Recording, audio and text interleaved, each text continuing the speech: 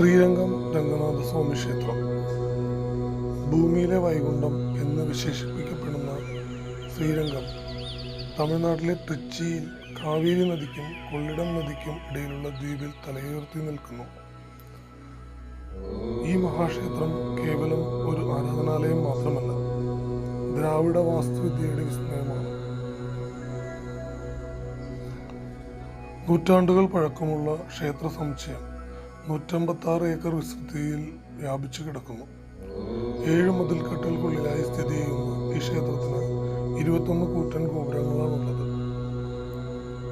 ഇതിൽ 236 അടി ഉയരമുള്ള രാജഗോപുരം ഏഷ്യയിലെ തന്നെ ഏറ്റവും വലിയ ഗോപുരങ്ങളിലൊന്നാണ്.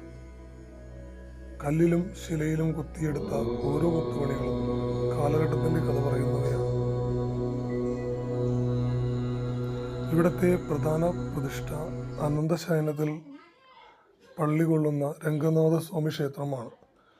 തികച്ചും വ്യത്യസ്തമായ ഒരു പ്രത്യേകത എന്തെന്നാൽ ഈ വിഗ്രഹം ശില കൊണ്ടല്ല നിർമ്മിച്ചിരിക്കുന്നത്, മറിച്ച് പശയും സുഗന്ധദ്രവ്യങ്ങളും ചേർത്തുള്ള അപൂർവമായ മിശ്രിതം കൊണ്ടാണ് ഇത് നിർമ്മിച്ചിരിക്കുന്നത്.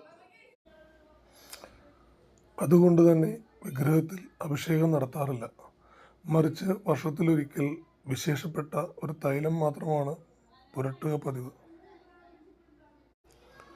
ഇന്നും ഭാരതീയ സംസ്കാരത്തിൻ്റെ അടയാളമായി ലക്ഷക്കണക്കിന് ഭക്തരെ ആവാഹിച്ചുകൊണ്ട് അചഞ്ചലമായി ശ്രീരംഗം നിലകൊള്ളുന്നു.